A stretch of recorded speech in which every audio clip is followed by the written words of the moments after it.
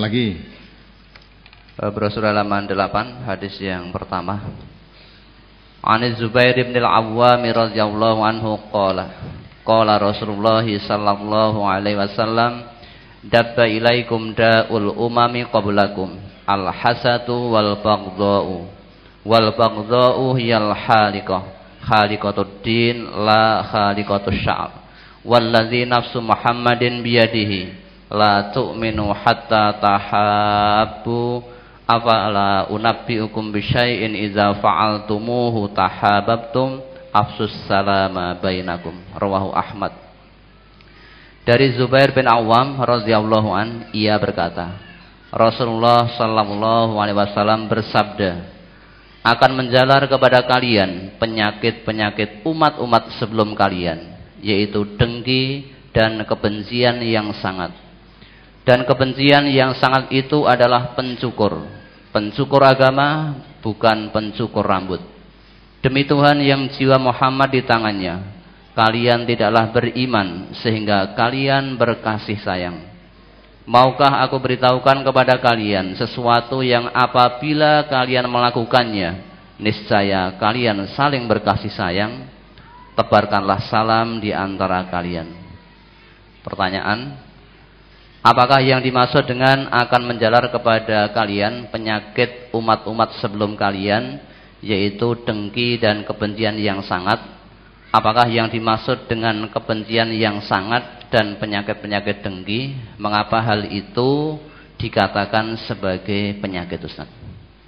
Ya, dengki itu penyakit itu. Penyakit apa? Hati. Ya, dengki itu apa toh? Dengki itu perasaan tidak senang kalau saudaranya mendapat kenikmatan, dan perasaan senang kalau saudaranya mendapat kesusahan. In tamsaskun hasanatun tasuhum wa in tusibkum sayi'atun yafrahu biha wa in tasbiru wa tattaqu la yadurrukum kaidum syai'an. Sudah dibaca surat Ali Imran 120. In tamsaskum hasanatun tasuhum. Surat Al-Imran ayat 120.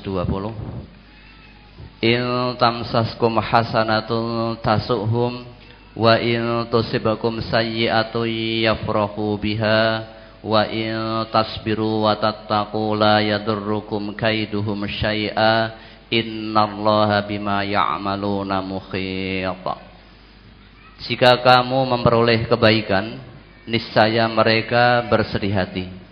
Tetapi jika kamu mendapat bencana, mereka bergembira karenanya. Jika kamu bersabar dan bertakwa, niscaya tipu daya mereka sedikit pun tidak mendatangkan kemudaratan kepadamu.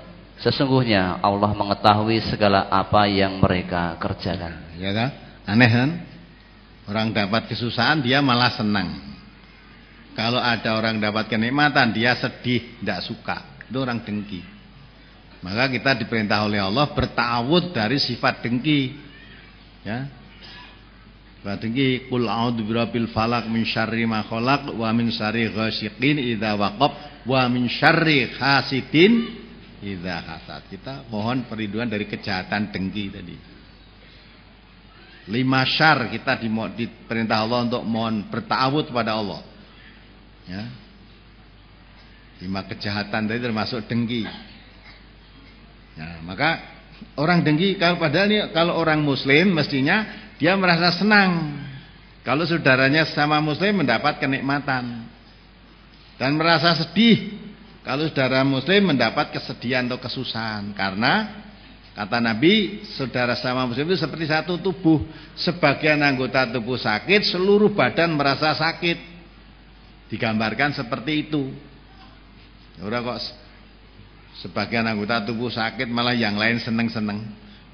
Kalau tidak sakit malah dibikin sakit. Itu tubuh yang sudah tidak normal. Di anggota tubuh seperti kita tuh, dari seluruh dari ujung rambut sampai kaki. Kalau ada bagian yang sakit kaki aja, semuanya ikut memprihatinkan sakitnya kaki ini. Bagaimana cara berusaha untuk supaya sembuh, hilang sakitnya itu. Semua kerjasama. Nah, ini maksudnya persaudaraan sama muslim itu seperti itu. Sekarang ini sudah tidak ada, boleh dikatakan tinggal namanya saja.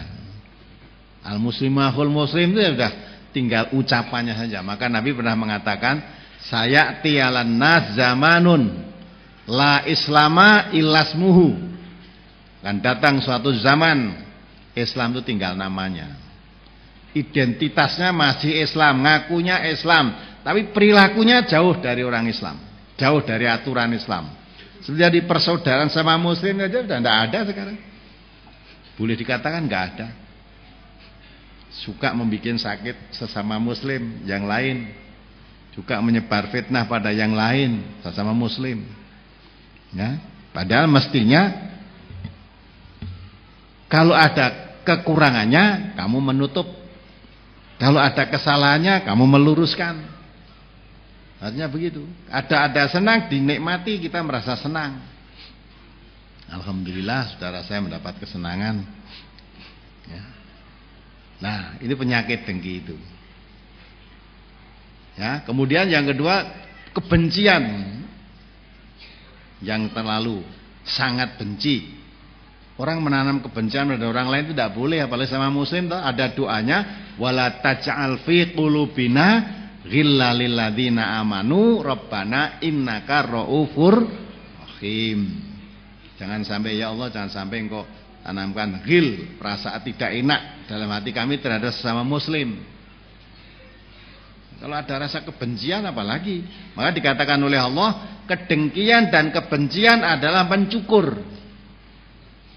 Saya tidak mengatakan mencukur rambut, tetapi mencukur apa? Agama.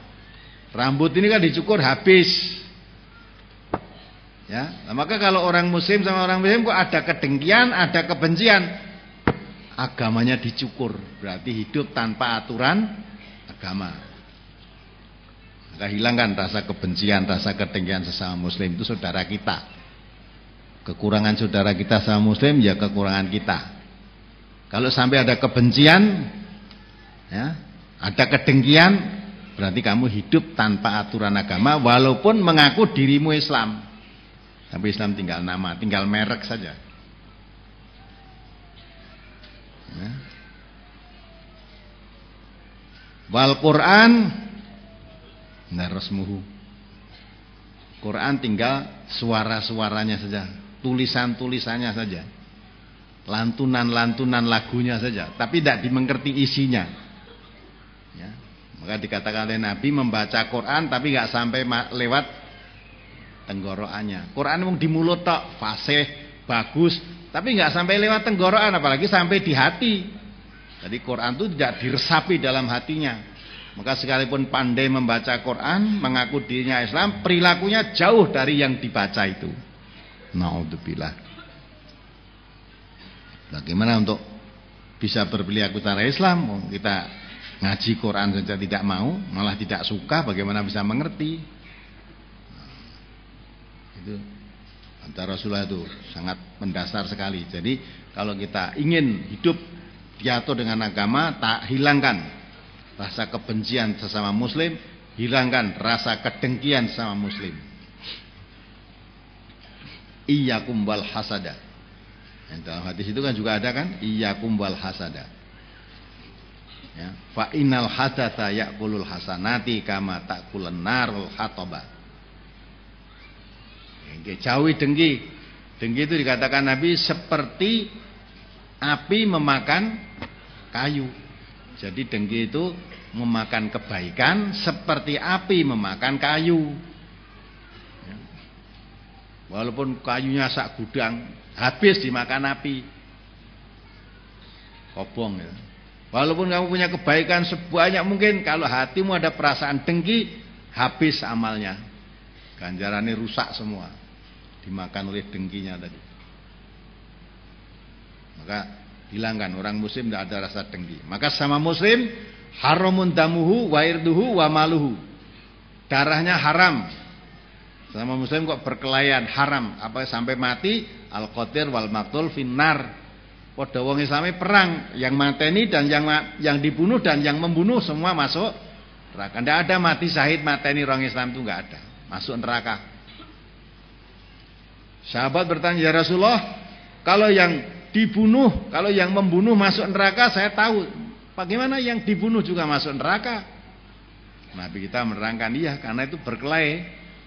Berkelahi itu satu sama lain ingin membunuh. Nah, dia yang dibunuh tadi kalah berkelahi, maka dia dibunuh. Tapi niatnya sama-sama ingin membunuh. Sedang Nabi kita juga mengatakan, ya, innamal a'malu biniat wa innamal likulli imri'in ma nawa. Dia niatnya juga membunuh, ini niatnya membunuh. Salah satu yang terbunuh tadi kalah dalam berkelahi. Maka yang membunuh dan yang dibunuh masuk neraka karena sama-sama mempunyai niat untuk membunuh saudaranya. Haram itu. Wa irduhu haram. Kehormatannya haram. Maka jangan suka menginjak-injak kehormatan sesama muslim. Kalau tahu kesalahan saudara muslim, diluruskan. Kalau tahu aibnya ditutup. Man satara musliman satarallahu fid dunya wal akhirah.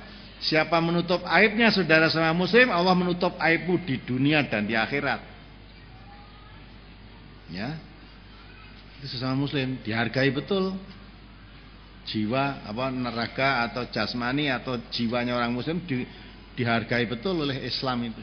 Jangan dihina. Tawasau bil haq, tawasau bis sabr. Kalau kamu lihat kesalahan, luruskan dengan kebenaran, dengan kesabaran. Nah, itu. Wa maluhu, haram darahnya, haram kehormatannya, haram hartanya. Jangan sampai seorang muslim merugikan hartanya orang muslim lainnya. Nah, ini juga tinggal kenangan saja, tidak ucapan saja. Walaupun Nabi kita mengatakan haram kehormatan orang muslim, berapa banyak orang muslim menginjak-injak kehormatan orang muslim. Berapa banyak orang muslim mengerti aibnya orang muslim lain, disebarluaskan.